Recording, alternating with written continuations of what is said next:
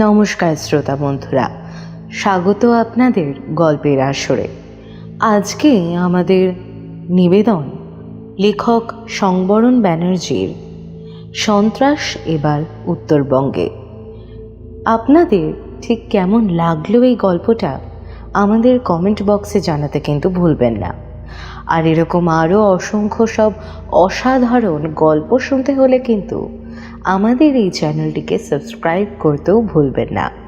তাহলে আর কথা না বলে শুরু করা যাক আমাদের আজকের এই নিবেদন।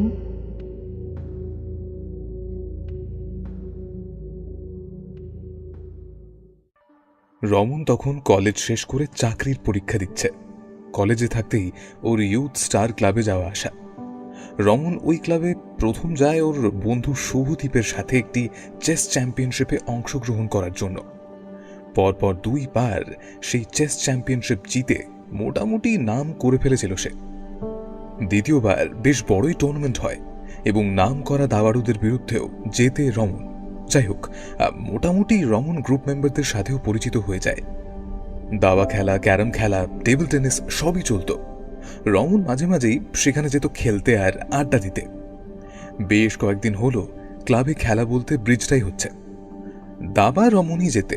টেবিল টেনিসের একটা বোর্ড আছে, কিন্তু ব্যাট নষ্ট হয় খেলা বন্ধ ছিল। এমনই একদিন তাস খেলা চলাকালীন ঘরে সৌম্যদা ঢুকলো বেশ হাসি খুশি মুখ নিয়ে। সৌম্যদা ঘরে ঢুকতেই রমন বলল, বিক্রম, আমার হাতটা ধর, আমি একটু সৌম্যদার সঙ্গে টিটি খেলি। কই ব্যাটটা বের করো। সৌম্যদা অবাক। তেড়ে এসে রমনকে জিজ্ঞাসা করলো, এই, তুই আমাকে ফলো করিস নাকি? আরে না না, কেন, কি হলো? সৌম্যদা পিঠের ব্যাগ নামিয়ে 2টো ব্যাগ বের করে রাখলো। রমন আবার বলল, মিলে গেছে আন্দাজ। আর তাছাড়া তুমি দর্জিপাড়ার ওই রাস্তায় যে গেছো সেটাও আন্দাজ করেই বলছি। এই শুনে সৌম্যদা বোধহয় রমনের কলার ধরবে এমন অবস্থা প্রায়, কিন্তু পিকুদা বাধা দিল। আরে আরে আরে আরে ব্যাগের মধ্যে কি এমন গুপ্তধন লুকিয়ে রাখছো যে তোমাকে ফলো করতে হবে? রমনকে তুমি আজ চিনছো নাকি? এরপর সে রমনের দিকে তাকিয়ে জিজ্ঞাসা করলো, হ্যাঁ, এবার আন্দাজ ছেড়ে বল দেখি, কেমন করে বললি এগুলো? রমন হালকা হেসে সৌম্যদার পায়ের দিকে তাকালো। জুতোতে তো এখনো কাদা লেগে আছে, এত মুছলে বাইরে। সবাই পায়ের দিকে তাকালো। সত্যিই বেশ অনেকটাই ময়লা এখনো লেগে রয়েছে গোড়ালির দিকেও পায়ের আঙুলে, অথচ কোথাও সেরকম বৃষ্টি হয়নি। রমন বলল, দর্জিপাড়ার রাস্তা খোঁড়া হয়েছে, জলের কাজ হচ্ছে। দেখলাম ওদিকে কি অবস্থা হয়েছে রাস্তার। তাছাড়া কাছাকাছি ওখানে স্পোর্টসের দোকান। সমুদা রোজ ঢোকার আগেই হাঁক দেয় ব্যাট আনা হয়েছে কিনা। আজ দেখলাম মুখে হাসি, তাই ভাবলাম নিজেই বোধহয় নিয়ে এসেছে, আর অপেক্ষা না করে। তারপর চটিয়ার পা দেখে নিলাম। এরপর যা মনে হলো বললাম আর কি। তাহলে আন্দাজ বলো কেন? অনুমানিত কাছাকাছি বলতে গেলে এটা হতে পারে, কিন্তু গোটা কলকাতা দমদমের একটাই জায়গার রাস্তায় কাদা জমেছে, আর একটাই কি স্পোর্টসের দোকান আছে? সমুদা তো নৈহাটি গিয়েও কাদা লাগাতে পারে, তাই আন্দাজ বললাম। যাক, তবে একটা ব্যাপার, এই এক্সাইটমেন্টটা আরেকটা কারণে, সেটা বোধহয় গেস করতে পারিসনি। না, বলো, টেবিল টেনিস খেলা ছাড়া আর কি এক্সাইটমেন্ট? কুমাই যাবি? এই শুক্রবার বেরোবো, 4-5 দিন থেকে তারপরেই ফিরবো। ব্যবস্থা আছে। ওখান থেকে দলগাঁও, রঙ্গ, আর পারলে ছালং, বিন্দু ওই দিকটাও ঘুরে নেবো। এইগুলো সব কোথায়? ভুটানের দিকে, ডুয়ার্স চাপামারি ছাড়িয়ে। তাহলে তো জঙ্গল সাফারিটা করা যেতে পারে। জঙ্গল, পাহাড়, ঝর্ণা, নদী সব পাবি। অভয়ারণ্যের ভেতরে থাকার খরচ ভালোই, তার উপর সবসময় আবার ঘর পাওয়াও যায় না। কোমাইতে কিন্তু বিনামূল্যে থাকার ব্যবস্থা আছে। ব্যবস্থা কি বলো?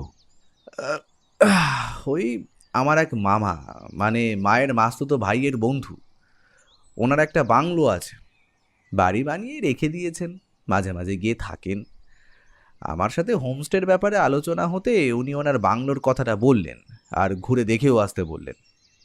প্রস্তাবটা ভালোই, থাকার খরচ নেই, আর খাওয়া দাওয়া নিজেরা করব, অথবা লোক আছে বাজার করে দিলে রান্না করে দেবে। সেই দিন কথা মতো প্ল্যান তৈরি হলো।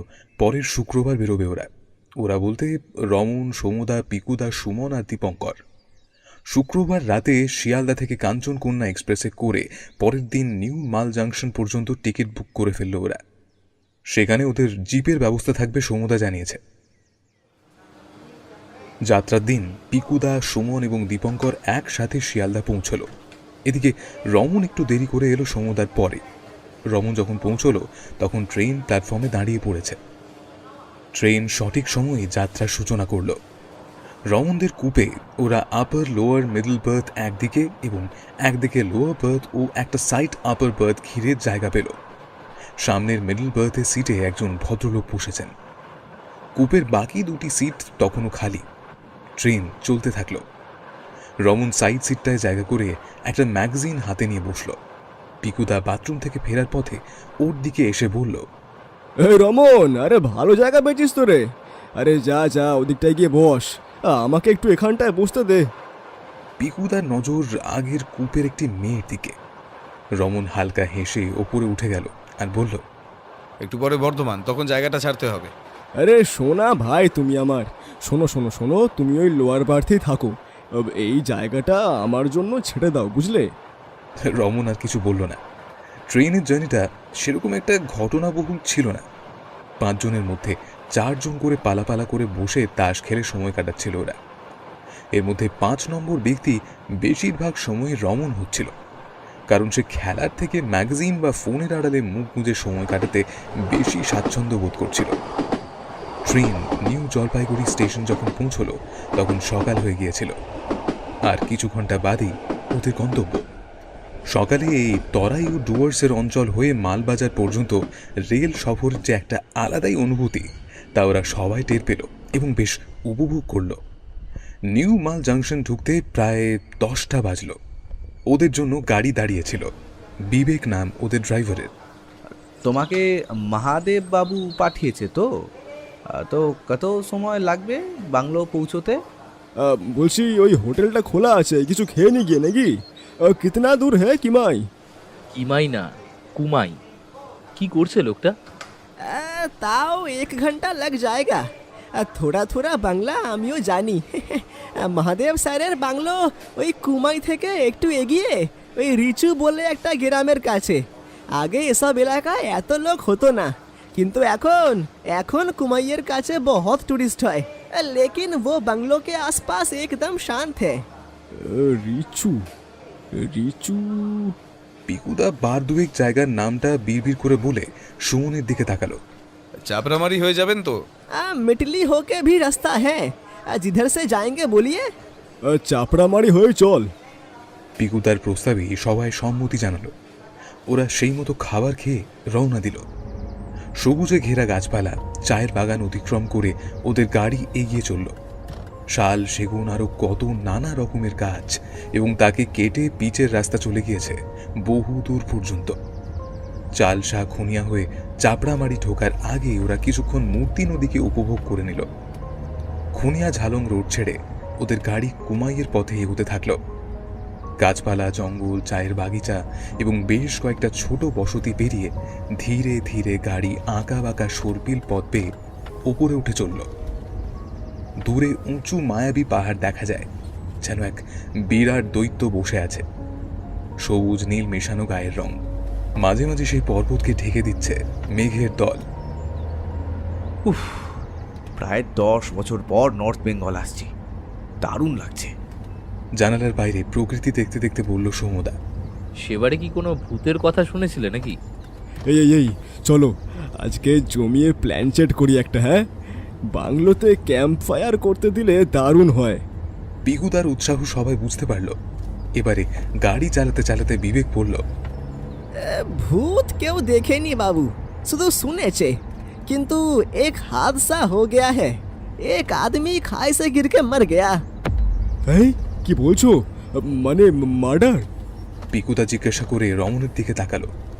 वो गांव के लोग बोलते हैं कि ये जंगल का पिशाच ने किया है। আরে বাহ বাহ বাহ, জমে গেছে, এই তো পুরো জমে ক্ষীর। লোকটা কে ছিল, তুমি চিনতে? अरे लोकल आदमी भैया, চিন্তা মানে সেরকম কথা হতো না। এরকম সুইসাইড বা কিছু এর আগে? ভূতের কথা আমার দাদিও বলতো। अभी शायद फिर से आ गया है। এটা লাস্ট 1 साल में 4टे केस হলো, 2 जन মরলো और अभी तक बाकी दोनों का पता ही नहीं चला। नहीं तो আমার বাবা কাকারাও এসব দেখেনি। जंगलेर पिशाचेर घटना मुखे मुखे घुरतो একদিন। मेरी दादी जब छोटी थी तब शायद कुछ हुआ होगा, पर এখন শুধু একটা মন্দির আছে। अपदेवतार থেকে বাঁচার জন্য তৈরি হয়েছিল ওটা, সেখানেই পুজো আচ্ছা হয়। लेकिन पिछले 1 সালে যা হলো তাতে সবকি মন में ডরটা একটু হলেও বেড়ে গিয়েছে। ঘোরার কোনো বাধা নিষেধ নেই তো? মানে পুলিশের কোনো ব্যাপার ট্যাপার কিছু আছে নাকি? না না, এখন কোনো বাধা নেই। ওই জঙ্গলের দিকে একা একা না গেলেই হলো আর কি। ওই আলাদা করে পুলিশের কোনো বারণ নেই। পিকুদা রমনের দিকে চাইতে রমন গাড়ির বাইরে মুখ ঘুরালো। পাহাড়ের মনোরম দৃশ্য উপভোগ করার পাশাপাশি ও যে বিবেকের বলা কথাগুলো নিয়েও ভেবে চলেছে সেটা আর আলাদা করে বলতে লাগে না। যতই সবার থেকে লুকিয়ে রাখবার চেষ্টা করুক, কিন্তু এই সব ঘটনা সবসময় রমনকে আকৃষ্ট করে। বাংলো পৌঁছতে প্রায় 12:15 বাজল। প্রপার কুমাই থেকে কিছুটা এগিয়ে নিরিবিলিতে এই বাংলোটা। সকলে বাংলোর রুম দেখতে ভেতরে প্রবেশ করল। রমন কিছুক্ষণ দাঁড়িয়ে চারিদিকটা দেখছিল। বেশ ছিমছাম ব্যবস্থা। পাহাড়ের ওপরেই বাংলো, সামনেই নিচে নেমে রাস্তা এবং তারপর খাদ ও জঙ্গল। প্রপার্টির মধ্যে আরও 2টি কটেজও আছে। বাংলোর গোটা জায়গাটা ঘিরে সুন্দর ফুলের বাগিচা। এখানে ট্যুরিস্টের জন্য ঘর ভাড়া হয় নাকি? हाँ, कटेज में होता है। बंगलोते खाली फैमिली मेंबर्स अलाउड। গাড়ি থেকে লাগেজ নামাতে নামাতে উত্তর দিল বিবেক। এখন কেউ আছে? বাম দিকের কটেজে একজন এসেছে এই 4 দিন হলো। এই ফটোগ্রাফার है वो, वाइल्ड लाइफ फोटोग्राफर, लेकिन अभी शायद नहीं है यहाँ। ওয়াইল্ড লাইফ ফটোগ্রাফার, বেশ তো, আলাপ করতে হচ্ছে। একতলা বাংলোতে 4টে ঘর। ওদের জন্য 2টো ঘর সাজিয়ে রাখা হলেও রমনরা একটা ঘরেই থাকা স্থির করল। লাঞ্চ রাস্তায় হয়ে গিয়েছিল। সফরের ধকলে সকলেই ক্লান্ত ছিল, তাই একটু মুখ হাত ধুয়ে ওরা শুয়ে পড়ল। এত সুন্দর পরিবেশে ঘুম আসতেও দেরি হলো না। 3:30-র সময় পিকুদা উঠে ডাক দিল। আরে রমন, আরে ওঠ রে, আরে 7টা বাজে, কত ঘুমোবি? রমন ঘুম চোখে তাকালো পিকুদার দিকে, তারপর পাশে শুয়ে থাকা সৌমদাকে দেখল এবং শেষে মোবাইলে সময়টা দেখে আবার শুয়ে পড়ল। এই কিরে, ওঠ সব। আরে দীপঙ্করকে পাওয়া যাচ্ছে না। তোর জঙ্গলের ভূত নিয়ে গেছে। ধু। পিকুদা হাল ছাড়ার মানুষ না। সে আবার বলল, কিরে রমন, আরে তুই না আমাদের ফেলুদা, এত ঘুমোস কি করে বলতো? উঠে কোথায় ব্যায়াম ট্যায়াম করবি তা না। আরে ট্রেনে তো বেশ ঘুমোলি রাতে। ঘুমালে মাইন্ড ফ্রেশ থাকে, বুঝবে না। আর দেখো, দীপঙ্কর সিগারেট আনতে গেছে মনে হয়। রমন উঠে দেয়ালে পিঠ হেলান দিয়ে বসল। ওই দেখো, আবার ফলো করে। তুমি ভালো করে ঘুমো, তাহলে এগুলো তোমারও নজরে পড়বে। সকালে এখানে পৌঁছে সিগারেট ধরানোর পর প্যাকেটটা ফেলে দিল সবার সামনেই। ট্রেনে ভালো ঘুমিয়েছিলাম তো, তাই আমার নজরে পড়েছে। আচ্ছা, একটা ফোন করে নিচ্ছি তাহলে। সুমন, একবার গিয়ে দেখ না ভাই, ওই খাবারের কি ব্যবস্থা হয়েছে। এখন আবার খাবে? চলো বেরোই। একটু চা হলে ভালোই হয়। আমি দেখছি, তুই থাক, একে তোল। ওদের বাংলোটা একটু উঁচুতে, তাই সিঁড়ি করা রাস্তা ধরে একটু নেমে তারপর বাঁ দিকে বেঁকে মোড়টা পড়ে। সেখানে একটা ছোট চা এবং জলখাবারের দোকান। ওখানে রমন আর দীপঙ্কর বিবেককে আরও একজন ছেলের সাথে কথা বলতে দেখল। क्या बात हो रहा है? अब ऐसे ही, अब तो सब वो सुसाइड के बारे में ही बात करता है ना। आपको कुछ पता है सुसाइड के बारे में? রমন বিবেকের বন্ধুটিকে জিজ্ঞাসা করল। रोशन भैया किसानपुर टी एस्टेट में काम करता था। यही 3-4 हफ्ता पहले उसका बॉडी मिला। बॉडी मिलने का 1-2 दिन पहले से ही वो गायब था। गायब था? पुलिस को खबर किया हुआ था? ऐसे बहुत दिन होता था। काम के बाद वो नशा करता था, तो घर वाले सोचे कि वैसे ही सारा रात पड़ा रहता था। कभी कभी अगले दिन सुबह भी आता था। এই বিবেক ভাই, এই লোকাল দারু জোগাড় করা যাবে? रुक्सी पियेंगे, पेहे ला देगा। विवेक बोल रहा था कि ऐसे केस पिछले 1 साल में और हुआ है। जंगल का माया जाल में फंसकर बहुत लोगों का जान गया है। जान ना गया तो भी गुम हो जाना, दिमाग खराब होना, ये सब तो था ही। बहुत सारे ऐसी कहानी है, लोग बोलते हैं। এই রিসেন্ট যেটা হয়েছে সেটাও কি জঙ্গলেই? কি বিবেক, তুমি বললে খাদ থেকে পড়েছে? ये दलगांव जाने के रास्ते में हुआ है। पिशाच पहले आपको अपनी वश में कर लेती है और उसके बाद तो कुछ भी हो सकता है। एक बार चलिए ना हमारे उधर, हमारा घर है वहाँ पे। রমন পেহুর কথায় একবার দীপঙ্করের দিকে তাকালো, তারপর জিজ্ঞাসা করল, कितना दूर? এরা আসবে, খুঁজবে, যাবি না? রমন দোকানে ঝোলানো ঘড়ির দিকে তাকিয়ে বলল, 5টা বাজে আর আসবে না? চল, এরকম অভিজ্ঞতাগুলো হাতছাড়া করা উচিত না, বাকি পরেও হতে পারে। ওরা চারজন কথা বলতে বলতে পেহুর বাড়ির দিকে এগিয়ে গেল। চায়ের দোকান থেকে বাঁ দিক বেঁকে ছোট সরু রাস্তা পাহাড়ের ওপরে উঠে গিয়েছে। পেহু আর বিবেক যেন বিনা পরিশ্রমে উঁচু পাথর বা সিঁড়ি বেয়ে এবড়ো খেবড়ো রাস্তা অতিক্রম করে পৌঁছে গেল। রমন আর দীপঙ্করের পক্ষে আসাটা ততটা সহজ হলো না, ওদের বেশ হাঁপ ধরল। উপরে উঠে কিছুটা এগিয়ে কিছু বাড়ি নিয়ে একটা বসতি, সামনে একটা বুদ্ধিস্ট গুম্ফা। ওরা একটু পেরিয়ে আরেকবার একটু ওপরে উঠে পেহুর বাড়ি পৌঁছল।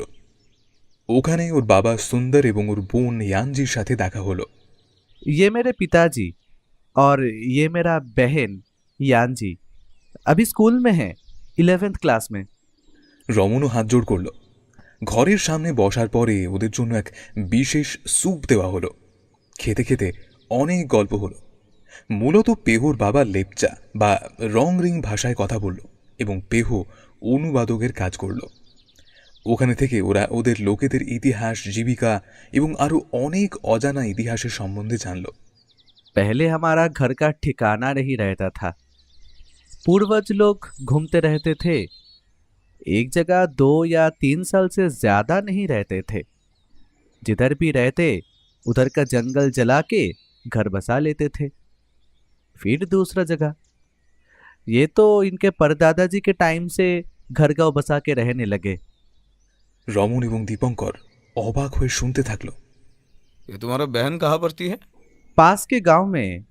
इधर पास और कोई स्कूल नहीं है ना। कितना दूर है इधर से? पैदल जाने में 30 मिनट और आने में 1 घंटा। ইয়ানজি উত্তর দিল। 11-এর পরে এই বয়সে ফিরতে দেরি হতেই পারে। দীপঙ্কর রমনের দিকে তাকিয়ে বলল, তোমার মতনই তো সবাই, ফেরার সময় উপরে উঠতে হয়, তাই বেশি সময় লাগে। বিবেক কিছুটা বুঝলো এবং হাসল, কিন্তু বাকিদের বলল না। अच्छा, ये रोशन इधर ही रहता था क्या? नहीं, इधर नहीं, दूसरे गांव में। आपके उधर तो एक आदमी रहता है ना, वो कैमरा लेके घूमता है, बहुत बार उस तरफ गया है वो, रोशन से भी मिलता रहता था। मतलब कितने दिन पहले का बात है? महीने तो होगा ही, या उससे थोड़ा ज्यादा। এটা কি ওই যে ফটোগ্রাফারের কথা তুমি বললে সে? কিন্তু ও তো বললো 3-4 দিন আগেই এসেছে। महादेव बाबू के कटेज में फोटोग्राफर वही है। अगर सेम है तो पता नहीं, शायद दूसरे जगह रहता होगा। ये जो तुमने बोला नशा करता था, तो नशे में भी गिर के मर सकता है ना वो? पता नहीं, हो सकता है, लेकिन कहीं भी आत्माओं कुछ भी कर सकता है। मेरी दादी ऐसे ही बोलती थी, आपको लुभा का नशा चढ़ा देगा, उसके बाद उसके इशारों में आप चलेंगे। রমন এবারে বিবেকের দিকে মাথা ঘুরিয়ে বলল, সুন্দরজি তো বয়স্ক, উনি এই রহস্যের ব্যাপারে নিশ্চয়ই একটু বেশি জানবে। বিবেক সম্মতি জানিয়ে পেহুর বাবার কাছে জঙ্গলের ভূতের সম্বন্ধে জানতে চাইল। তারপর যা ঘটল সেটা কিছুটা এইরূপ। সুন্দরজি বেশ কড়া নজরে রমন এবং দীপঙ্করের দিকে তাকিয়ে এরপর পেহুর উদ্দেশ্যে যা বলল তার বাংলা করলে যা দাঁড়ায় তা কিছুটা এইরূপ। আত্মা, এ যে সে ভূত আত্মা না, এ নরকের পিশাচ। তুমি এদের এদের একদম এই সবের মধ্যে যেতে বারণ করে দাও। বিবেক ওদের কথাগুলো জানাতে রমন বলল, না, আমরা তো এই কিছুদিন আছি, একটু শুধু কৌতূহল মেটাচ্ছি। আমি ওর যা জানি তোমাদের বলবো, পেহেও জানে। পুলিশ কি বলেছে সেসব জানো তুমি? ওরাও কি আত্মার কথা বলছে নাকি? आत्माओं का खौफ पुलिस को भी है, नहीं तो उधर हमेशा पहारा रहता ना। रिपोर्ट में आत्माओं का बात लिखेगा तो नौकरी जा सकता है, इसीलिए सुइसाइड बोले है पुलिस। और कुछ पता नहीं हम लोगों को। वैसे भी ज्यादा कुछ तहकीकत नहीं करता है पुलिस इधर। রমন অল্প ভুরু কুঁচকে বলল, সুইসাইড বলে দিল মানে কিছু নোট বা কিছু পেয়েছিল নাকি পুলিশ?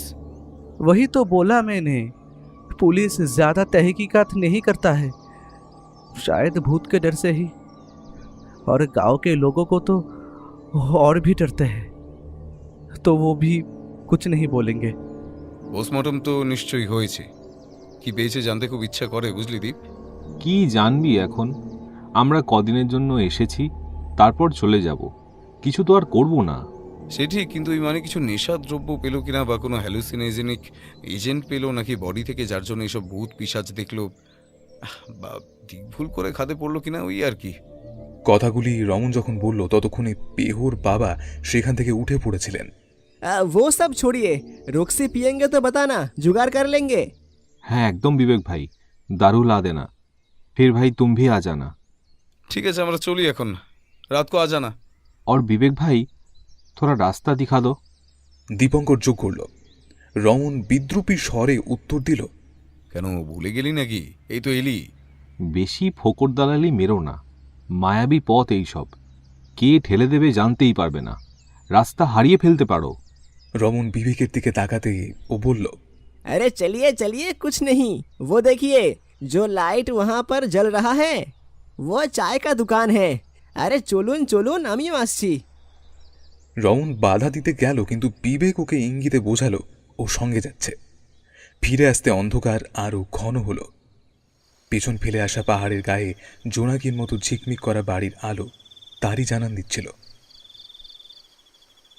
বাংলোতে ফিরে প্রথমেই রক্সির কথা শুনে পিকুদা দীপঙ্করের পিঠ চাপড়ে বলল, আরে কেয়া বাত, তার মানে তোরা বিবেকের সাথে ওখানে কাজের কাজে করছিস? হ্যাঁ, শুধু রক্সি না, তার সাথে ভূতের গল্প।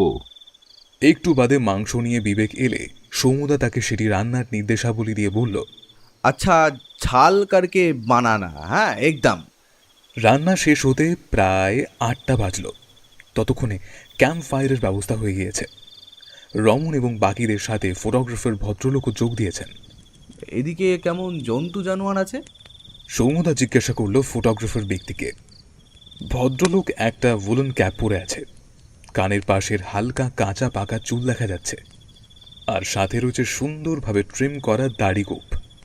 ওয়েল, হিমালয়ান ফরেস্টের লেপার্ড মানে চিতাবাঘ, হাতি, হরিণ, আরো কত রকমের রেপটাইলস, পাখি। এখানে কি প্রায়ই এসেছি আগেও, কিন্তু প্রায়ই আসি না। আই এম আ বিজনেসম্যান, এটা কিছুটা প্যাশন বলতে পারো। I had my photographs এক্সিবিটেড at academy of fine arts 3 years ago, along with other photographers. আপনার নামটা? মানে আমিও যাই মাঝে মাঝে। পরিতোষ গুহ। 2 বছর আগে এই নাম দেখেছো কিনা মনে করছো নাকি? ডোন্ট ওয়ারি, গিয়ে থাকলেও মনে থাকবে না। এমন 42 ফটোগ্রাফস, মাত্র 2টো ছোট ছবি ছিল। না না, সেরকম কিছু না। এখানে কোথায় ঘুরছেন? এখানে তো অনেক ঘোরার জায়গা, সামসিং, সান্তালে, খোলা এসো, তোমরাও ঘুরে এসো। নেওড়া জঙ্গল, আর ওদিকে লাত পাঞ্চার, সিঙ্গালীলাতে প্রচুর জায়গা। তাছাড়া আরো অনেক নাম না জানা স্পট আছে, সেখানেই বেশি ঘুরি। লাস্ট 5 বছর হলো এই শখটা বেশি বেড়েছে। এখানে কতদিন হলো আছেন? কুমাইতে এই 4-5 দিন হলো। বেশ অনেক দিন ধরেই আরও আশেপাশে ঘুরছি। হিমালয়ান বার্ডস নিয়ে ফটো ব্লগ করব। গ্রিন কচুয়ার অপেক্ষায় আছি। আচ্ছা, তার মানে ওই সুইসাইড যে হলো তখন আপনি এখানে ছিলেন না? পরিতোষবাবু মুখের হাসিটা একটু থামিয়ে বলল, সুইসাইড? ও, শুনেছি। Very sad incident, but I dare not call that a suicide. পাহাড়ের জঙ্গল বেশ ভয়ানক। আচ্ছা, কিছু অস্বাভাবিক কিছু দেখেছেন? অস্বাভাবিক মানে? মানে এই যে সুইসাইড, এরা তো বলছে নাকি ভূতের কাজ। না, এখনো সৌভাগ্য হয়নি। জঙ্গলে মিসআপ হওয়ার জন্য ভূত পিশাচ লাগে না। আমিও মাঝে মাঝে ছবি তোলার জন্য বেশ বিপজ্জনক জায়গায় চলে যাই। ইউ টু বি কেয়ারফুল, সাবধানের মার নেই। তা তোমরা কি এইসব ভূত পিশাচ খুঁজতে এসেছো নাকি? একটু হেসে কথাগুলো শেষ করলেন পরিতোষবাবু। আরে না না, ছাড়ুন তোর কথা। সৌম্যদাও হেসে ভদ্রলোকের প্রশ্নের উত্তর দিল, তবে আমি মনে করি এসব নিয়ে বেশি না ঘাটাই ভালো।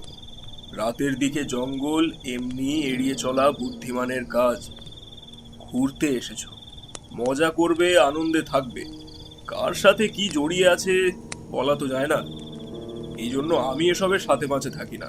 কিন্তু বিকেলে দীপঙ্কর বিকেলে পেহুর থেকে তার সাথে রশনের কথাবার্তার ব্যাপারে হয়তো জানাতে গিয়েছিল, কিন্তু রমন বাধা দিল। হ্যাঁ, বিকেলের দিকে একটু ঘুরে দেখা যেতে পারে, বিবেক এলে এটা বলবো। একটু বাদে সেখানে পেহু এলো বিবেকের সাথে, এবং সাথে খাবারও এসে পড়ল। পরিতোষবাবু উঠলেন। না, তোমরা খাও, আমি উঠি, কিছু কাজ আছে আমার। Enjoy yourself. আরে অল্প মাংস খেয়ে যান। না না, আমার খাবার আছে। এই বলে পরিতোষবাবু ভেতরের কমন ডাইনিং রুমে চলে গেলেন। এত কথা, আমরা কোথা থেকে এসেছি কি করি তার কোনো ইন্টারেস্টই নেই ভদ্রলোকের। কংগ্রাচুলেশন, তোকে মানুষ ভেবেছে আর আমাদেরকেও। পাখি বা জন্তু ভাবলে হয়তো আরও বেশি ইন্টারেস্ট দেখাতো। ভদ্রলোকের পেছনে রমনও উঠল একটু পরে। হাতটা ধুয়ে আসছি আর একটা ফুল জ্যাকেট পরে আসছি। বাংলা समझते हो? ना बोलना ही बेहतर होगा।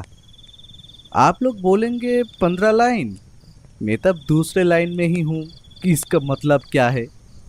विवेक अच्छा समझता है। अच्छा, तो तुम भी क्या इधर ही काम करते हो? नहीं नहीं, मैं पास के बाजार में एक गारमेंट स्टोर है, उधर काम करता हूँ, जीवान गारमेंट्स। ये सब छोड़, जंगल में क्या सच में भूत है? थोड़ा कुछ किस्सा बताओ ना।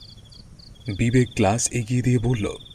अरे पीना शुरू तो कीजिए, अनेक किस्सा बोलबे। এর মধ্যে রমনও এসে পড়ল। পেহুর ভূতের গল্প শুনতে শুনতে ওরা খেতে থাকলো। रंगू जाने के साइड इधर जोर थोला बोल के जंगल है, उधर ये सब किस्सा होता है। मैंने सुना था कि मेरे एक दोस्त के मौसा के भैया उस जंगल में कुछ देख के 2 महीने तक बात नहीं किया था। उसके बाद वो ठीक हो गए, लेकिन जंगल में क्या हुआ वो बता नहीं पाया। बस बोला कि जंगल में एक आदमी को देखा था, उसके बाद कुछ पता नहीं। रे जाबी ना की? वैसे टूरिस्ट के साथ कुछ ऐसा हुआ है क्या? छोड़िए भैया, जो देखना चाहता है वो कभी देख नहीं पाता है। भूत वही देखता है जो देखना नहीं चाहता है। तो पिशाच और मंदिर के बारे में बताओ थोड़ा। 100 বছর আগের পিশাচের গল্প বিবেকেরও অগোচর ছিল না। পেহুর রং রিং টানওয়ালা হিন্দির থেকে বিবেকের বাংলা বুঝতে সুবিধে হবে, তাই বিবেকই পিশাচের ঘটনা বলতে আরম্ভ করে। এর আরও এক কারণ ছিল পেহুর বাবা সুন্দরজির নিষেধ। পেহুকে হয়তো পরে উনি বেশ কয়েকবার বারণ করেছেন পিশাচের সম্বন্ধে কোনো গল্প না করতে। ওই ঘটনার 100 বছরের বেশি হবে। ছোট বাচ্চা বড় আদমি সব জঙ্গলে যায় আর ফেরে না। যা এখন হচ্ছে সব হারাচ্ছে, এরপর লাশ मिलছে खादे जंगले। इतना खौफ है कि गांव के लोग इस जगह छोड़ के जा रहे थे, लेकिन एक बार एक लामा के कहने पर तब हमारे पूर्वजों ने इधर रह के पिशाच का मुकाबला किया। वो रंगूरेर काছে जोड़ खोला जंगल, ওইখানে মহাকালের পুজো হলো। उसके बाद मंदिर भी निर्माण हुआ। समय होले दूर থেকে মন্দিরগুলো দেখিয়ে দেব আপনাদের। কেমন? अभी सामने एक मंदिर है, लेकिन वो बाद में बना है। उस समय के पूजा का जगह नदी पार होके था। अभी भी उधर हफ्ते में एक दिन महाकाल को फूल और खाना चढ़ाया जाता है। বিবেক মন্দিরের কথা বলতেই পেহু এই তথ্যটি সবাইকে জানালো। এরপর বিবেক আবার বলা আরম্ভ করলো। ওইখানে দুটো ছোট নদী যেত, এখন শুকিয়ে গিয়েছে, কিন্তু সেই সময় ভালো জল ছিল। তখন জঙ্গল আরো ঘন ছিল। बहुत सारे लोग उधर शिकार करने आते थे। কাছেই ওদের ঘরও ছিল। সব এখন ভেঙে গিয়েছে। যা গল্প জানি, कोनो एक सौदागर उस समय शिकार करने आया था। वो जंगल कोनो झाई, मतलब कि आप लोग जिसे वो तांत्रिक बोलते हो ना, वो मयंक का झाई होगा। ओके टाकार लोभ देखाয়, এরপর ওর বলিদান করে पिशाच के एखाने निये आसे। जंगल में उस आदमी का कटा हुआ सिर मिला था, उसकी जुबान भी कटा हुआ था। उसके बाद वो तांत्रिक कोথায় পালিয়ে গিয়েছে। তবে অনেকে বলে ও तांत्रिक এখনো বেঁচে আছে। उस बलिदान के बाद वो अमर हो गया। उसके मरने के बाद ही पिशाच का तांडव शुरू हुआ। अभी फिर से आ गया है कि नहीं क्या पता, लेकिन जैसे बारे में लोग कहते हैं ज़्यादा दिलचस्पी ना रहना ही ठीक है। বিবেকের বলার মাঝে মাঝেই পেহু যোগ দিচ্ছিল। পেহুর কথায় পিকুদা জিজ্ঞাসা করলো, আরে কি বিবেক ভাই, এই ভূত পিশাচের চক্করে কি আমরা বাংলোর থেকে আর বেরোতে পারবো না নাকি? আরে না না, নিশ্চয়ই যাবে। সব কিছু হয় এখানে। এখন তো আর 100-150 বছর আগে রিচু নয়। वही कैमरा लेके वो सर भी तो घूमते हैं ना, और लकड़ी काटने वाले भी जंगल जाते हैं बहुत। हाँ, কিছু জায়গা আছে যেখানে না যাওয়াটাই ভালো, लेकिन वो मना किया गया है क्योंकि वहाँ पर वो जंतु जानवर और विषाक्त घास पाला আছে না, उस सब से बचने के लिए। পিকু তার ভয়ার্ত কণ্ঠস্বর লক্ষ্য করে সৌমদা বলল, কিরে বিকু, ভয় পাচ্ছিস নাকি? প্ল্যান চেট করবি বলছিলি যে? আরে ভয় না, থ্রিলিং একটা ব্যাপার আসে এসব শুনলে। বিবেক, তুম और कुछ सुनाओ भूत का किस्सा। এরপর পেহু এবং বিবেক দুজনেই আরও কিছু অতি প্রাকৃতিক ঘটনার বর্ণনা করল। ওদের খাওয়া শেষ হতে রাত্রি 10টা বাজল। পরের দিন সকালে উঠে বাজার হাট ঘুরে খাওয়া দাওয়া করে ফেরার সিদ্ধান্ত নিল ওরা। পথে আশেপাশের চা বাগান এবং অন্যান্য বিশেষ দ্রষ্টব্যের স্থান ঘুরবে এইরকম একটা পরিকল্পনা করল। নিচে নেমে রমন বলল, পরিতোষবাবুকে জিজ্ঞাসা করো উনিও যাবেন কিনা। বেরিয়ে গেছে আগেই? ভদ্রলোককে কাল রাতেও দেখলাম, কোথা থেকে ফিরছে। দীপঙ্কর সিঁড়ি থেকে নামতে নামতে বলল। রমন দীপঙ্করের দিকে ফিরে একটু ভ্রু কুঁচকে প্রশ্ন করল, রাতে কখন?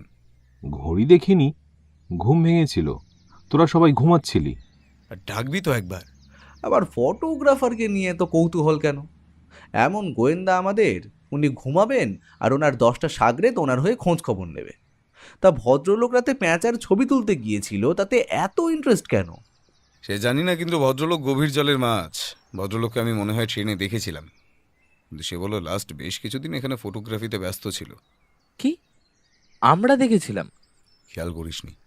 আমার মনে হচ্ছে উনি আলাদা ছদ্মবেশ নিয়ে রেখেছিল, বড় চুলদারি ছিল। আর একবার দেখা হলে চুলদারিটা টেনে দেখে নিস আসল না নকল। ছাড়ো, বলছি ওনাকে দেখলে এসব জিজ্ঞাসা করো না, অচেনা মানুষ কি ভাববে। আরে वो ফটোগ্রাফার তো এখানে এসে থেকে অনেকবার এরকম রাতে বেরিয়ে পড়ে, মিনসাং দেখেছে। বিবেক তখন এসে এই কথাগুলো বলল। কতক্ষণ যায় কোথায় যায় বলেনি? না না, মিনসাং হলো বাচ্চা ছেলে, ও ঘুমিয়ে পড়ে, জানতে পারে না। আমি অত জিজ্ঞাসা করিনি। और वो तो जंगल में ही फ़ोटो खींचता है ना, उनको तो पता ही होगा कि किधर खतरा है और किधर नहीं। এরপর বিবেক ওদের বাজারে পৌঁছে দিয়ে চলে গেল। ছোটখাটো কয়েকটা স্থায়ী এবং বেশ কিছু অস্থায়ী দোকান ঘিরে তৈরি বাজারটা। জামা কাপড়, তিব্বতী দোকান ও আরও কিছু দোকানের মধ্যে ওরা পেহুর দোকানটা খুঁজে পেল। সেখানে ঢুকে ওরা কিছু শীতের পোশাক কিনল। আপনি বাঙালি নাকি? আমি কাস্টমারলি, মানে কাস্টমার যে ভাষায় কথা করে আমিও সে ভাষায়। আর বাঙালি, এখানে তো অনেক বাঙালি আসে, তবে ইনি খাঁটি বাঙালি। বলে উনি পাশে বসে থাকা একজন মাঝবয়সী ভদ্রলোকের দিকে দেখালেন। মধুসূদন নন্দী। রমন আর বাকিরা নমস্কার করল। তা কতদিন হলো এখানে আপনার? আমি মালদার বাসিন্দা, তবে বেশ কিছু বছর এখানে আছি কাজে। তালুকদার টিম্বার্সের দেখাশোনা করি, ম্যানেজার বলতে পারো। ওই কাঠ কেনা, সেগুলো ট্রান্সফার করা, এই আর কি। আশা করি জানো যা সব ঘটনা ঘটছে। হ্যাঁ, সুইসাইডটার ব্যাপারে শুনলাম। সে পুরনো কথা। 3 দিন আগে আমার এক কর্মচারী উধাও, কোথাও পাওয়া যাচ্ছে না। পালাবি যদি টাকা মাইনে নিয়ে পালায়, মাসের শেষে পালিয়ে গেল, তাও যদি কিছু নিয়ে যেত। আচ্ছা, তোমরা বাংলোতে উঠেছো তো? হ্যাঁ। তোমাদের ওখানে ফটোগ্রাফার আছেন, অনেক কথা বলে গেলেন আমার সাথে। উনিও তো জানেন আমার কর্মচারীর হারিয়ে যাওয়ার কথা। কবে দেখা হলো আপনার সঙ্গে? এই তো কাল সকালে আমার সাথে আলাপ করেছিলেন ভদ্রলোক আগেই। একটা রাবার প্লান্টেশনে দেখা হয়েছিল। তোমাদের সাথে কথা হয়েছে ওনার? হ্যাঁ, কালই আলাপ হলো। অদ্ভুত লোক তো। কাল তো কত সুইসাইড, ভূত নিয়ে কথা হলো, একবারও এটার কথা বললো না। তাছাড়া অনেকবার সাবধান যদিও করলো যে সন্ধ্যের পর জঙ্গলের দিকে না যেতে। দেখি, পুলিশকে জানিয়েছি। আমার ভয়ে ছেলেটা নতুন, এখন কোথায় গেছে কিভাবে পাবো বলো তো? যা সব ঘটনা ঘটে এখানে। আপনারও কি এই যে ভূতের কথা বিশ্বাস হয়? কি ভূত? এসব বুঝলো কি আর কিছু না। দেখো, এরা সবাই নেশা করবে, ড্রাগ সেবন করবে, তারপর হ্যালুসিনেট তো করবেই। যাই হোক, কোথাও প্ল্যান না থাকলে চলো কিষানপুর টি এস্টেটটা ঘুরে আসি। সবুজ গালিচায় মোড়া চা বাগানের ভেতর পথ অতিক্রম করে ওরা ফ্যাক্টরির ভেতরে প্রবেশ করল। সেখানে মিল ম্যানেজার অরূপ রায়ের সাথে আলাপ করালেন মধুসূদন বাবু। রসায়ন টেম্পোরারি কর্মচারী ছিল, এখানে ফার্টিলাইজার ছড়ানোর কাজ করত। রমন অরূপ রায়কে রসায়নের ব্যাপারে প্রশ্ন করাতে কথাগুলি বললেন ভদ্রলোক। তাও কতদিন হলো? এই সিজনটা। তার আগে মিলের ভেতরে কাজে ছিল, এর আগে রবার প্ল্যান্টেশনে কাজ করত। হ্যাঁ, তার মানে অনেক দিন হলো। মিলের সব মেশিনের শব্দকে ছাড়িয়ে একটু জোরেই কথাগুলো বলতে হচ্ছিল রমনকে। আচ্ছা, আপনি কি জানেন এই রওশন খুব নেশা করতো কিনা? বাইরে বেরিয়ে প্রশ্ন করল রমন। শুধু রসায়ন? গ্রামের সবাই নেশা করে। আমার তো মনে হয় কোকেন, এলএসডিও নেয়। তা নয় তো ওইসব ভূত হ্যালুসিনেট হবে কি করে? লোকাল লোক বাদে কখনো কেউ এসব দেখে না। আমারও না তাই মনে হয়। তা এই নিয়ে কিছু তদন্ত হয়নি? না, একটা লোকাল বিশ্বাসের ব্যাপার আছে। সেসব আঘাত করলে আমাদের ব্যবসাতেও প্রভাব পড়বে, বুঝলে? সেখান থেকে বিদায় জানিয়ে ওরা একটা ছোট দোকানে মোমো ও নুডলস খেয়ে নিল। এরপর আরও অন্য জায়গা ঘোরার সিদ্ধান্ত নেওয়ার আগে সুমন ও সৌমদা বাংলোতে ফিরে যেতে চাইল। আমি ভাবছি বাংলোতে চলে যাব। পায়ে একটু ব্যথাও করছে, বুঝলে? সুমন সকলকে এই কথা জানানোর পরে সৌমদাও ওর সাথে বাংলোর দিকে চলে গেল। রমন ও বাকিরা এরপর ঘুরে বাংলোতে ফেরার পথে বিবেকের দেখা পেল এবং রিচুর অখ্যাত জঙ্গল দেখার লোভ সামলাতে পারল না। সদ্য আবার একটা ঘটনা শুনে সবার মধ্যে একটা কৌতূহল সৃষ্টি হয়েছিল। তারই কিছুটা ঝেড়ে ফেলার জন্যই একবার জঙ্গলের দিকটায় যাওয়া ঠিক হলো। জঙ্গলের ভেতরে ঢুকতেই একটা অদ্ভুত নিস্তব্ধতা গোটা পরিবেশকে গ্রাস করে ফেলল। উঁচু উঁচু পাইন গাছ, শাল গাছ, রোডোডেনড্রন, সিঙ্কোনা আরও অনেক অনেক গাছ দিনের আলো প্রায় ঢেকেই দিয়েছে। মাঝে মাঝে কিছু অজানা পাখির ডাক বাদে প্রায় শব্দহীন। জায়গাটার ব্যাপারে যেসব কুকথা উঠেছে তার জন্যই হয়তো ছমছমে ভাবটা একটু বেশি মনে হচ্ছিল। এর মধ্যে পিকুদা হঠাৎ জোরে আওয়াজ করে হাঁক দিল। সবাই কিছুটা বিরক্ত আর অবাক হয়ে ওর দিকে তাকালো, যেন জঙ্গলের পরিবেশ উল্লঙ্ঘন করে বড় ভুল করেছে। যত চুপচাপ থাকবে জায়গাটা বেশি উপভোগ করবে। বিবেক এবার ইশারায় ওদের চুপ করতে জানিয়ে বলল, चलिए आप लोगों को एक खास जगह घुमा के लाता हूँ। বলছি, তুমি আমাদের একবার ওই সব জায়গা ঘুরিয়ে আনো দেখি। ওই কালকে যে ঘোস্ট সাইটিং এর কথাটা বললো তোমার ওই বন্ধুটা, ওইখানে। ভূত কি এক জায়গায় বন্দি নাকি যে ওখানেই দেখবে? দেখো, আমার উপর ভর করেছে হয়তো। কিছু দূর এগিয়ে ওরা যেই জায়গাতে পৌঁছলো সেখানে জঙ্গল আরো ঘন। এখানে আলো একেবারে আসে না বললেই চলে। সামনে একটা খাড়াই নিচে যাওয়ার পথ, কিছুটা এগিয়ে দুটো সরু জলের স্রোত। সামনের খাড়াই নিচে নামার রাস্তা দেখিয়ে বিবেক ওদের বলল, যা সব ভূতের কথা শুনেছেন এদিকেই বেশি ঘটেছে। ওটাই জোর খেলা। এটা নদী পেরিয়ে মহাকালের মন্দির। পিকুদা এবং বাকিরা অবাক হয়ে সামনে নিচে দেখতে থাকলো। ওরকম দুর্গম পথে ওরা কখনোই নামতে পারবে না, অথচ বিবেক জানিয়েছে যে এই পথেই নেমে এখনো মহাকালের মন্দিরে ফুল প্রসাদ দেওয়া হয়। পিকুদা এই সমস্তই ভাবছিল। আচ্ছা রমন।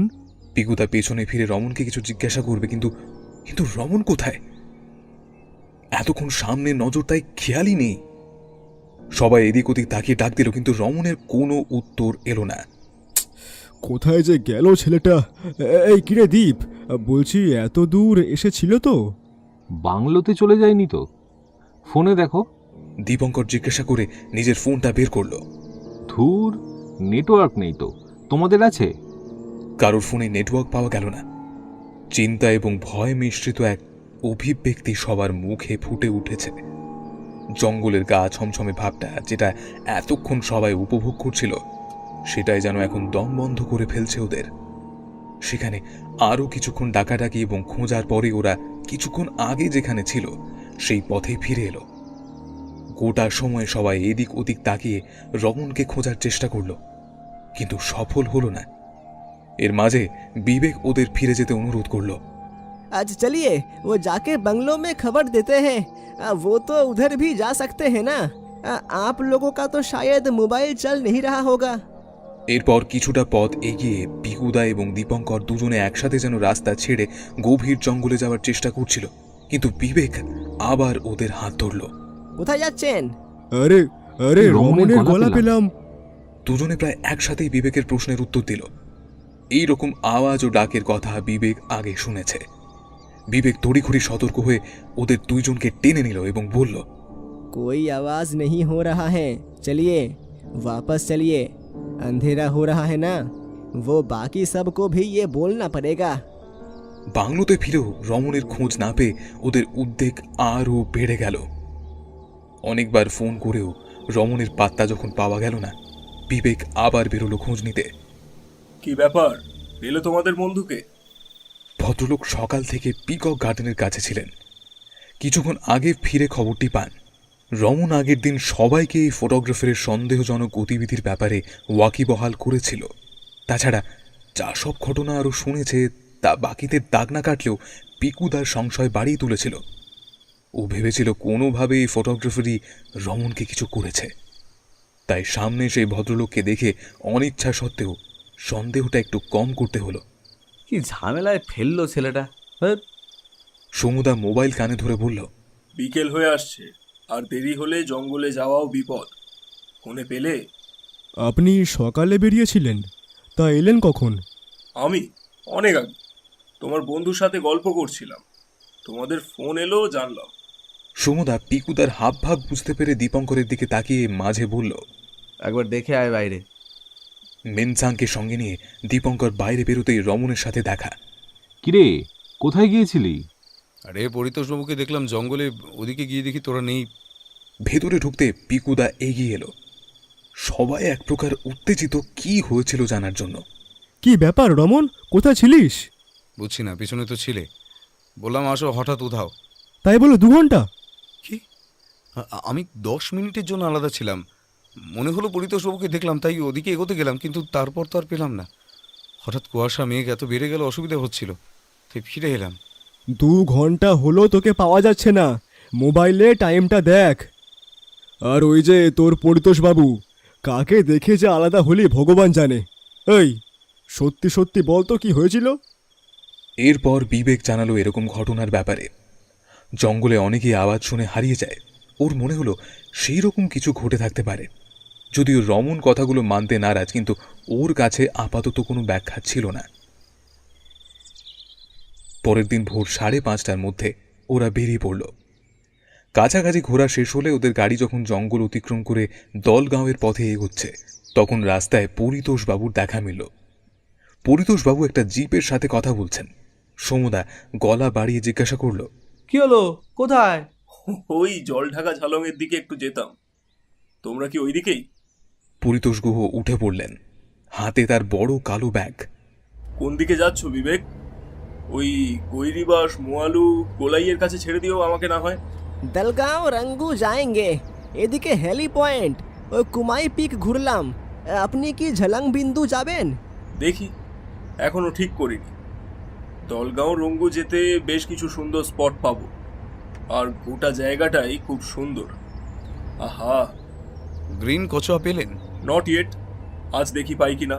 তোমার শরীর ঠিক আছে তো? হ্যাঁ একদম, আমার কিছুই হয়নি mister Guha. By the way, একটা প্রশ্ন ছিল। রোশন, মানে রিসেন্ট যে ছেলেটি মারা গেল, তার সঙ্গে তো আপনার ভালো যাতায়াত ছিল শুনলাম। ভদ্রলোকের মুখে অল্প সময়ের জন্য হাসিটা উবে গিয়ে আবার ফিরে এলো। বাহ বাহ, তুমি কিছু তদন্ত করছো নাকি? রসান আমাকে ওই জোর খোলা জঙ্গলে বেশ কিছু পাখির খবর দিত, অনেক জানতো ছেলেটা। বলে ভদ্রলোক একটা সমবেদনা সূচক শব্দ করলেন। শুনেছিলাম ও বেশ নেশাও করতো। এরকম কিছু আপনার চোখে? Not in front of me, আর আমার কাজের সময় ভীষণ সিনসিয়ার।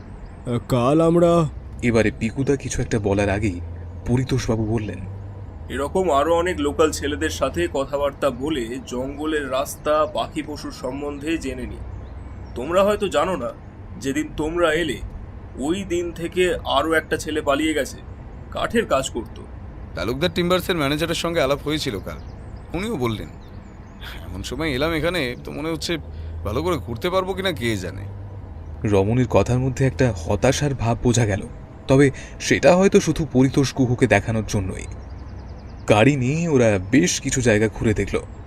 পাহাড়ের প্রত্যেকটি ভিউ পয়েন্ট থেকে ভুটান পাহাড়, জলঢাকা নদী ও আশেপাশের জঙ্গল দৃশ্যটিকে আলাদা সৌন্দর্য প্রদান করছিল।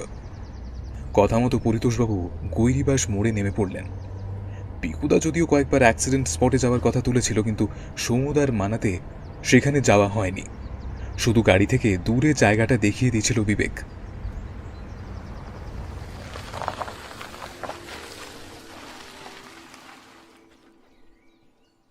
এই রমন, কি মনে হলো ফটোগ্রাফারের বিষয়ে? বাংলোতে ফিরে পিকুদা জিজ্ঞাসা করল। ইন্টারেস্টিং মানুষ, পাখি জন্তু জানোয়ার ছাড়া লোকজনদের উপরও ভালো নজর। বলে রমন সমুদার দিকে তাকালো। আরে না, মানে সন্দেহের কিছু? সন্দেহম? আরে তোরা খেয়াল করলি ওই মাঝে চায়ের দোকানে একটা লোকের সঙ্গে জোর গলায় কি সব কথা বলছিল? কালো জ্যাকেট, নীল চেক মাফলার দেখেছি। এরপর কিছু একটা কাগজ ধরিয়ে দিল, পরে লোকটা কোথাও চলে গেল।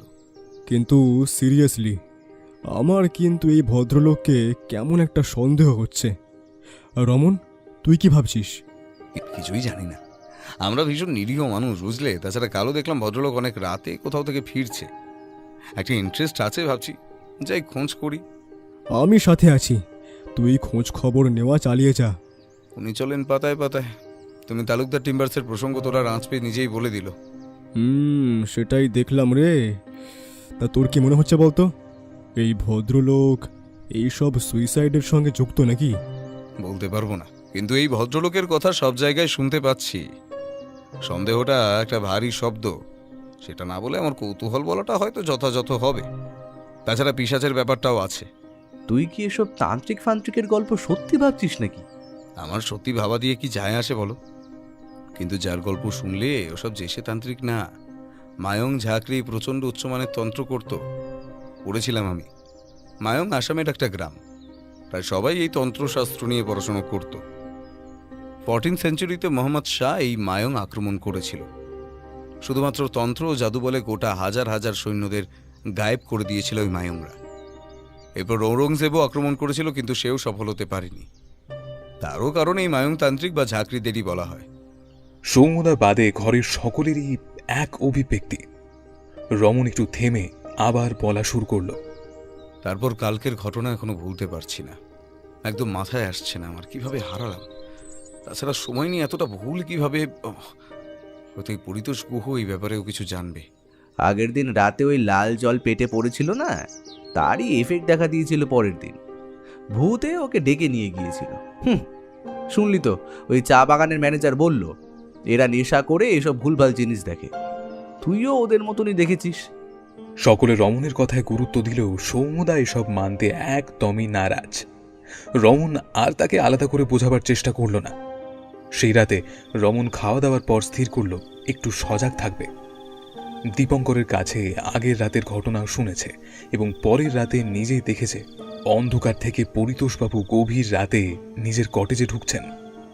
তাছাড়া আরও যেসব ঘটনা ঘটেছে তা ঘিরে ওর মধ্যে কৌতূহল বেড়ে উঠেছিল। রাত যখন 12:15, তখন ঘরের সবাই নিদ্রামগ্ন হয়েছে। রমনের লক্ষ্য বাইরেই ছিল। একটু বাদেই বাইরে একটা ছায়ামূর্তি দেখে রমন বেরিয়ে পড়ল। ছায়ামূর্তি আর কেউ নয়, ফটোগ্রাফার পরিতোষ গুহ। সময়টা খুব একটা ঠান্ডার না, তবে রাতে তাপমাত্রা অনেকটাই নিচে নেমে যায়। নিজেকে আড়াল করে কিছুটা দূরত্ব বজায় রেখে রমন পরিতোষ কুহুকে অনুসরণ করতে থাকল। জনমানব শূন্য রাস্তা। দূরে পেছন থেকে একটা লরি এগিয়ে আসার আওয়াজ পাওয়া গেল। জঙ্গলের রাস্তা আসতেই রমন দেখল পরিতোষবাবু আরেকজন ছায়ামূর্তির সাথে দেখা করল। দূর থেকে অন্ধকারে বোঝা যাচ্ছিল না কে ওই তৃতীয় ব্যক্তি। পেছন থেকে আসা লরির হেডলাইটের আলোতে যদি কিছু দেখা যায়, নিজেকে আড়াল করে তার অপেক্ষা করল রমন। তবে সেই আলো স্পষ্ট হওয়ার আগেই পেছন থেকে একটা পরিচিত গলা। এই রমন, কোথায় যাচ্ছিস? রমন একটু ইশারায় চুপ করিয়ে পিকুদাকে কাছে আসতে বলল, কিন্তু এরপর মুহূর্তের মধ্যে যা ঘটনা ঘটল তার জন্য রমন প্রস্তুত ছিল না। পেছনে লরি থেকে একজন টেনে পিকুদাকে তুলে নিল। পিকুদার গলা শুনে পেছনে ফিরতেই তার আগেই ফটোগ্রাফারকে হারিয়েছে রমন। তবে সে যাই হোক, এখন রমনের লক্ষ্য ওই লরি। গাড়ির পেছনে দৌড়ালো রমন, তবে আবার আরেকটা বাধা। এবার অন্ধকারে একটা হাত রমনকে আটকে দিল। পেছনে পড়ে গেল রমন। মাথা তুলে দেখল পরিতোষবাবু আর আরেকজন ব্যক্তি, সে তৃতীয় ছায়ামূর্তি। আগের দিন গৈরিবাস ঝালং যাওয়ার পথে এই লোকটাকেও রমন দেখেছিল। পুলিশের সাথে সিভিল ড্রেসে কথা বলছিলেন। পরিতোষবাবু হাত বাড়াতে কিছুটা পেছনে সরে গেল রমন। পিকুদাকে কোথায় নিয়ে গেল? হাত ধরো, আমাকে ভয় নেই। তোমার বন্ধু কোথায় গেছে আমি জানি। ওঠো, সব জানবে। এখন ওঠো, হাতটা ধরো। কিছু দূর এগিয়ে একটা ছোট আউট হাউসের ভেতরে ওরা ঢুকল। সেখানে রমনকে পরিতোষবাবু নিজের আইডেন্টিটি কার্ড দেখিয়ে তার পরিচয় দিল এবং সমস্ত ঘটনা জানালো। Ambarish Ganguly, additional intelligence officer, national revenue and customs bureau. মানে তোমাকে বলতে অসুবিধা নেই, তোমাদের খোঁজ খবর নেওয়া হয়ে গেছে আমার। তবে একটা কথা, পরশু আমি জঙ্গলে যাইনি। যেদিন তুমি জঙ্গলে হারালে, কোন দিকে গিয়েছিলে বলতে পারবে? রমন মাথা নাড়ল, কারণ ও জানে না। এরপর অম্বরীশবাবু বললেন, রিসেন্টলি মালদায় কিছু ডাকাতি আর খুন হয়। ওদের দলের দুজন ধরা পড়ে। এরপর জানা যায় ওরা যেসব আর্মস ব্যবহার করছিল তা সব বেআইনি চাইনিজ ইম্পোর্টেড আর্মস। আমাদের ডিপার্টমেন্ট আরও তদন্ত করে জানে আর একটা গ্যাং এখানে আফিম চাষ করে। এখান থেকে আফিম যায় চীন এবং সেখান থেকে গুলি, বারুদ, বন্দুক সব আমদানি হয়। আর এর থেকে সব টেরোরিস্ট অ্যাক্টিভিটি চলে। টিপ অনুযায়ী খবর পাই এখানেই ওদের ডেরা আছে একটা। আজ একটা বড় কনসাইনমেন্ট এক্সচেঞ্জ হবে। আমাদের টিম রেডি আছে ওদের ক্যাপচার করার জন্য। তোমার বন্ধুও উদ্ধার হবে। প্রশান্ত, তুমি দুজনকে নিয়ে চলে যাও। শেষ কথাটা অম্বরীশবাবু পাশে থাকা দ্বিতীয় ব্যক্তিকে জানালো। রমন হাঁ করে শুনছিল।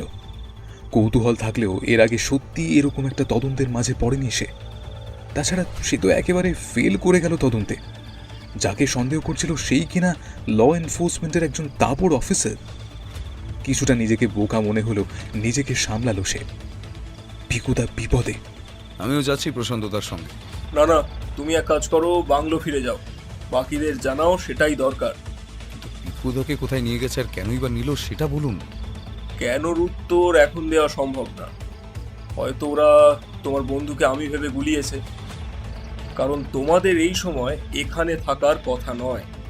ওদের আন্ডারগ্রাউন্ড ডেরা আছে একটা উত্তর দিকে, ওখানেই নিয়ে গেছে হয়তো। একটা চিন্তা হচ্ছে, শুনছি ওদের আরও একটা লোকানোর জায়গা আছে, সেটা এখনো খুঁজে পাইনি। তবে আমার বিশ্বাস তোমার বন্ধুকে সেখানে নেবে না ওরা। প্রশান্ত, তুমি আরও কয়েকজনকে নিয়ে চলে যাও। রমন, বাংলোতে ফিরে যাও, চিন্তা করো না। পাশে দাঁড়ানো প্রশান্তবাবু ওনার কথায় সম্মতি দিল। এরপর রমনের কাঁধে হাত রেখে বেরিয়ে চলে গেল। তুমিও বেরিয়ে পড়ো, আমি অন্যদিকে সামলাতে যাই। চিন্তা করো না, প্রশান্ত তোমার বন্ধুকে নিয়ে আসবে। বাইরে বেরিয়ে রমন যেদিকে প্রশান্তবাবু গেলেন সেদিকটা দেখল। অন্ধকার জঙ্গলে ওর মনে উত্তেজনা খেলে চলল। পিকুদাকে ধরে নিয়ে গিয়েছে আর ও কিছু না করে কাপুরুষের মতো ফিরে যাবে। অথচ এটাও মাথায় ঘুরছে যে শয়তানদের ডেরায় আরও অনেক বিপদ থাকতে পারে। আর একা সেখানে গিয়ে কি বা করবে? ওখানে গিয়ে যদি আরও বিপদ বাড়ে। এইরকম ভাবতে ভাবতে মনস্থির করলো বাংলোতে গিয়ে সবাইকে নিয়ে আসবে একসাথে। অম্বরীশবাবুর আদেশও ছিল সেটাই। বাংলোর দিকে কিছু দূর এগোতেই রমন একটা আর্তনাদ শুনতে পেল। আওয়াজটা অম্বরীশবাবুর দিক থেকে আসছে। আর কিছু না ভেবে ওই দিকে দৌড় দিল রমন। অন্ধকার, তবু দূর থেকে ব্যাপারটা আন্দাজ করতে খুব একটা বেগ পেতে হলো না ওকে। অম্বরীশ বাবুকে ঘিরে ধরেছে কিছু দুষ্কৃতীরা। 4 জন দুষ্কৃতীর বিরুদ্ধে নিজের অসহায়তার কথা হয়তো ভুলে গিয়েছিল রমন। মাটি থেকে 2টো বড় পাথর তুলে সন্তর্পণে কাছে এগিয়ে গেল। অম্বরীশ বাবুর দিকে বন্দুক তাক করা লোকটা আর সামনের লোকটাকে টিপ করে ছুড়ে দিল পাথর দুটো। অব্যর্থ নিশানা। অম্বরীশ বাবু আগে রমনকে দেখে ফেলেছিল। প্রথম পাথর পড়তেই ডান দিকে লোকটার পায়ে সজোরে এক লাথি মেরে কুপোকাত করে দিল। অপরজনকে মাথা দিয়ে বুকে একটা গোতা মারল। বুক ধরে বসে পড়ল সে। রমন কাছে এসে গিয়েছিল এর মধ্যেই। প্রথম দুষ্কৃতীর সামনে নিয়ে বন্দুকটা আবার মাটি থেকে তুলতে যাচ্ছিল। একটা ছোট গাছের ডাল দিয়ে সজোরে মাথার পিছনে মেরে অজ্ঞান করে দিল রমন তাকে। এরপর অম্বরীশ বাবুর হাতের বাঁধন খুলে তাকে একটা বন্দুক দিয়ে দিল। অম্বরীশ বাবুর উপদেশে ওদের 4 জনকে ওরা 2 জন মিলে বেঁধে ফেলল। এর মধ্যে ওয়াকি টকিতে অম্বরীশ বাবু নিজের টিমকে সংকেত দিয়ে ফেলেছিলেন। 3 মিনিটের মধ্যে যখন একটা গাড়ি চলে এলো, তখন রমন বুঝল ও না এলেও অম্বরীশ বাবুর ব্যাকআপ রেডি ছিল। অম্বরীশ বাবু রমনকে বলল, থ্যাঙ্কস ইয়াং ম্যান। বন্দুক চালাতে জানো? রমন মাথা নাড়ল, কারণ ও জানে। অম্বরীশ বাবু রমনের হাতে একটা রিভলভার ধরিয়ে দিয়ে বলল, অনলি ফর প্রোটেকশন। লোডেড আছে, এদিকে সেফটি লক। রমনের হাতে বন্দুক ও মনে উত্তেজনা, আর উত্তেজনার পাশাপাশি ভয়টাও যে বেড়ে চলেছে সেটা আর বলতে হয় না।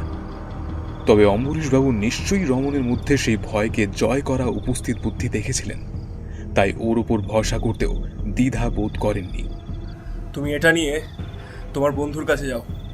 প্রশান্ত যেই দিকে গেল ওই দিকে এগোও। এটাও ধরো, আমাকে জানাবে। 1 আমার নাম্বার আর 2 প্রশান্তকেও পেয়ে যাবে। অম্বরীশবাবু কথাটা বলে তার একটা স্যাটেলাইট ফোনও রমনের হাতে ধরিয়ে দিল। এরপর হাত তুলে একটা ক্ষীণ আওয়াজ করল, যা বোধহয় ব্যথা পেলে সবাই করে থাকে। শার্টটা কোমর থেকে সরতেই রমন দেখল সেখানে সদ্য কাটা জায়গা থেকে রক্ত বেরোচ্ছে। রমনের নজর সেদিকে বুঝে অম্বরীশবাবু হাত দিয়ে সেই জায়গা চেপে বলল, এটা ঠিক হয়ে যাবে, তুমি এগো।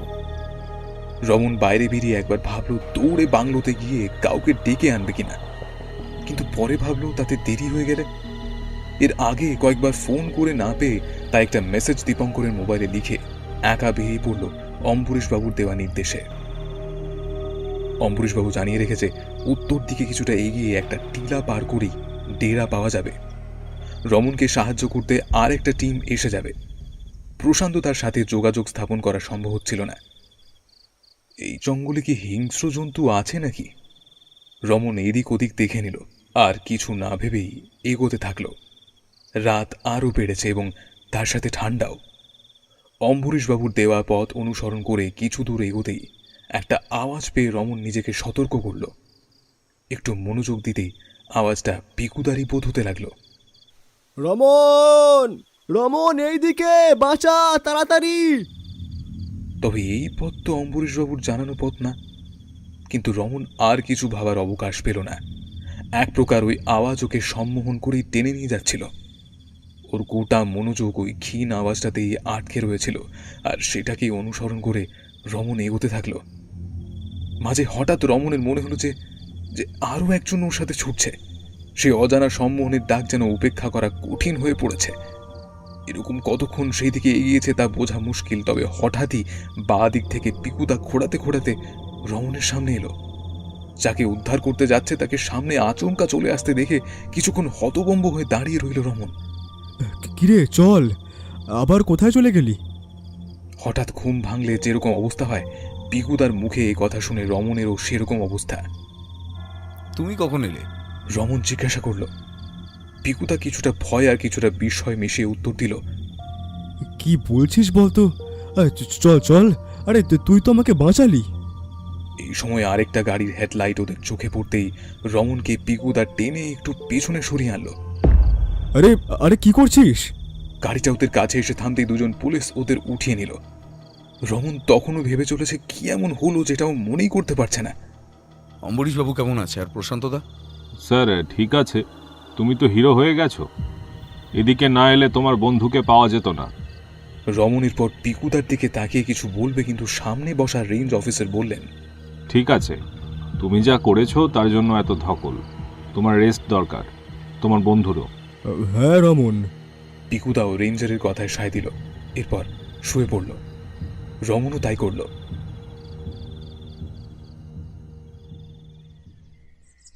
পরের দিন সকালে রমন ঘুম থেকে উঠতেই দেখল সে বাংলোতে শুয়ে আছে। ওর পাশে পিকুদাও শুয়ে আছে। রমন আস্তে আস্তে উঠতে দীপঙ্করকে দেখল। এই তো ঘুম ভেঙেছে। সুমন, ডাক। এরপর ঘরে অম্বরীশবাবু, তারপর সোমদা, আর পেছন পেছন সুমন, বিবেক আর বাকিরাও ঢুকল। কি রমন, কেমন আছো? আপনাদের মিশন সফল হয়েছে? তুমি না থাকলে তো সফল হতো না।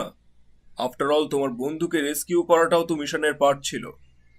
ওখানে গেলে বলে ওদের আরও একটা ডেরার খবর মিলল। আর প্রশান্তদা? রমনের চোখে মুখে এখনও সেই কালকের বিস্ময়।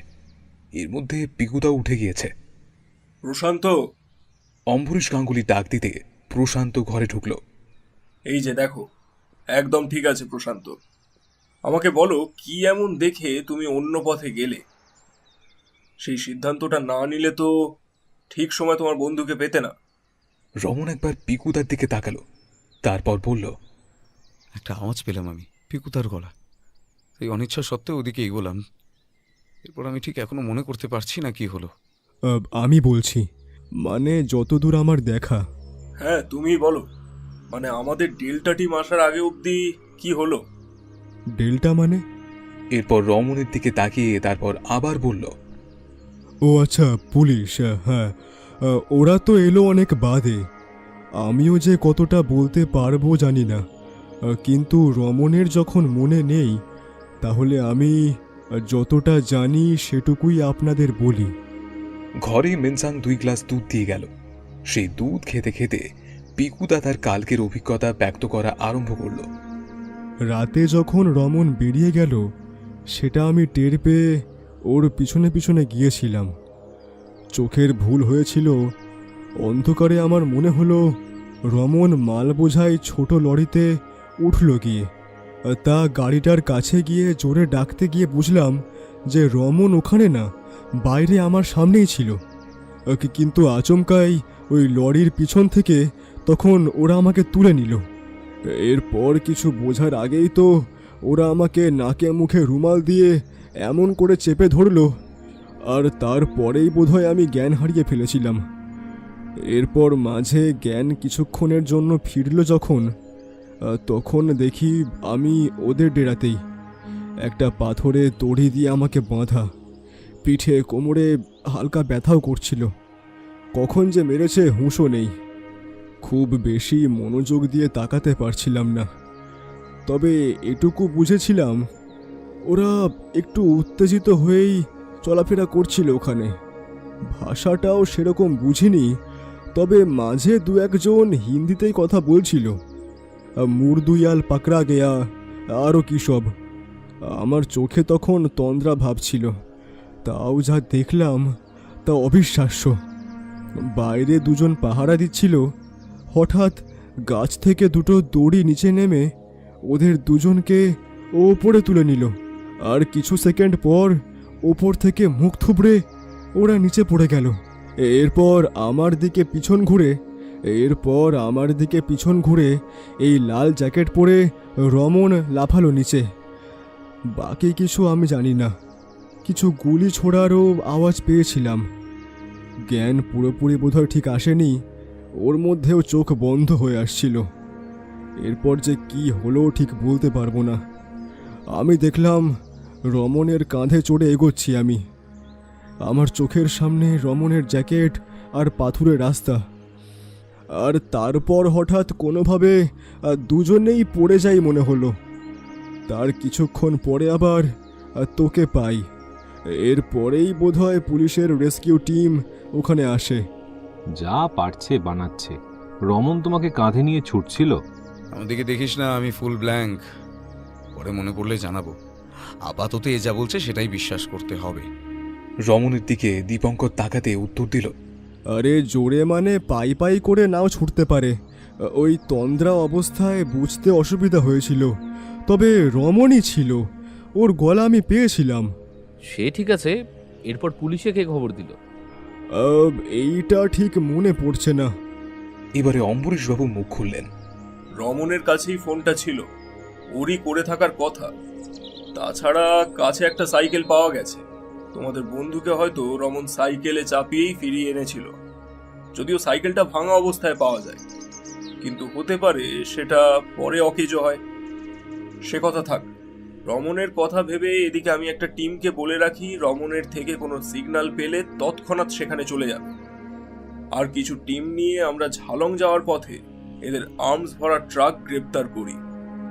ওদিকে আমাদের জানা এলাকায় ওদের বাকি দুষ্কৃতীরাও ধরা পড়ে। রমনের ডিভাইস থেকে একটা সিগন্যাল আসে, কোনো গলা পাওয়া যায় না, তবে আমরা সেই সময় সিগন্যাল ট্রেস করে ওদিকে চলে যাই, ওদের দুজনকে উদ্ধার করি। আমার মনে হয় এই ভূতের গল্পটাও এর জন্যই বানানো, পুরোটাই বুজরুকি। দেখো, লোকাল বাসিন্দাদের একটা বিলিফ আছে এই নিয়ে, হয়তো সেটাকেই কাজে লাগিয়েছিল এরা। শেষ 2-2.5 বছর এখানে ভূতের উপদ্রবটা আচমকা বেড়ে গিয়েছিল, তার পিছনে এদেরই হাত ছিল বোধহয়। আপাতত ভূত দেখা, হারিয়ে যাওয়া এসব কমবে আমার বিশ্বাস। আচ্ছা, রওশন এবং তালুকদার টিম্বার্সের কর্মচারীর সঙ্গে আপনার যাওয়া আসা ছিল, সেটা তো নিশ্চয়ই জঙ্গলের ফুল আর পাখি সম্পর্কে তথ্য জোগাড় করার জন্য নয়। প্রশ্নটা শুনে অম্বরীশ গাঙ্গুলি রমনের দিকে মাথা ঘুরিয়ে বললেন, রওশন আমাকে জঙ্গল এবং আশপাশের এলাকার চোরা পথের ব্যাপারে তথ্য দিত, ওর থেকেই এদের আস্তানার খোঁজ পাই। তবে শুরুটা ওই জন্তুর জানোয়ার দিয়েই হয়েছিল। আরো কিছু তথ্য পাওয়ার আগেই ওর মার্ডার হয়। দুষ্কৃতীরা ওকে বোধহয় কোনো জায়গায় দেখে ফেলে এবং পাহাড়ের উপর থেকে ফেলে দেয়। ও যে আমার সাথে কাজ করছে না এবং সেখানে ভুল করেই চলে গিয়েছিল, সেটা বোঝানোর জন্য ঘটনাটাকে এখানের পুলিশরা সুইসাইড বলে। তাছাড়া ভূতের গল্পটা তো আছেই, ওরা যেমন ভূতের ব্যবহার করে এরকম কাজ চালাচ্ছিল, অনেকটা সেই পদ্ধতি আমিও নিয়েছিলাম। কিন্তু রওশন না মরলেই ভালো হতো। Every life is precious. আমার মনে হয় তোমার এই বন্ধুটিকেও আমাদের কোনো ইনফর্মার ভেবেই তুলে নিয়েছিল। তুমি লুকিয়েছিলে, নয়তো তোমাকেও দেখতে পেত। আরেকজন, তাকে তো পাওয়া যাচ্ছে না শুনলাম। ওয়েল, তালুকদার টিম্বার্সের হারিয়ে যাওয়া কর্মচারী মানে প্যালডেন, এই যে তোমার সামনে দাঁড়িয়ে। এই বলে অম্বরীশ গাঙ্গুলি প্রশান্তের দিকে দেখালেন। Prashant Gurung, assistant sub inspector, Kalimpong থানা। রওশন মরে যাওয়ার পর ঠিক করি প্রশান্তই প্যালডেন সেজে জঙ্গলে কাজ করার ছুতোয় আমার সাথে রহস্যের জট সমাধান করুক। তাদের নাকি মারলাম আমি, এটা কি বলছে? রমন আবার জানতে চাইল। ভালো করেছ, ওখানে টোটাল 7 জন ছিল। দুর্ভাগ্য আমরা আসার আগে 3 জন মারা যায়। 2 জন টিলা থেকে ঝাঁপ দেয়, আর একজন বোধহয় পালাতে গিয়ে গাড়ির ধাক্কা খায়। বাকি 3 জন শকে আছে, কথাও বলতে পারছে না। সে যা হোক, ওদের থেকে জানারও কিছু নেই। রমন তখনও অনেক কিছু ভাবছিল। বাকি কেউ পাত্তা না দিলেও ও এখনো নিশ্চিত জঙ্গলে 2 বার তার সাথে কিছু অদ্ভুত ঘটনা ঘটেছে, আর সেটা ওকে ভীষণভাবে ভাবাচ্ছিল।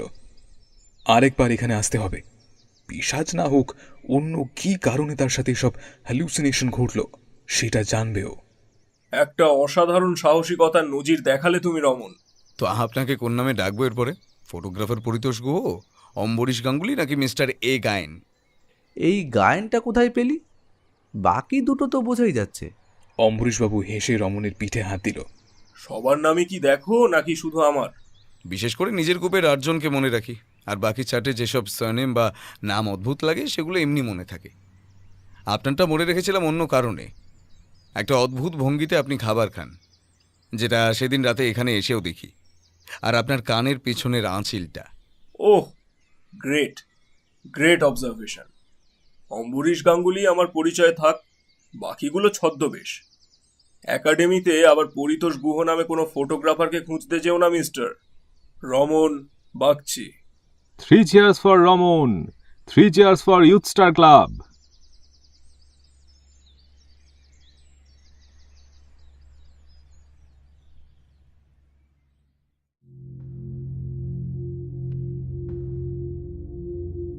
এতক্ষণ আপনারা শুনছিলেন লেখক সংবরণ ব্যানার্জির লেখা এবার সন্ত্রাস উত্তরবঙ্গে। তাহলে কেমন লাগলো আমাদের আজকের এই নিবেদন? কমেন্টে জানাতে ভুলবেন না কিন্তু। আর আরও অসংখ্য সব অসাধারণ গল্প শুনতে হলে আমাদের চ্যানেলটিকে সাবস্ক্রাইব করে পাশে থাকতেও ভুলবেন না।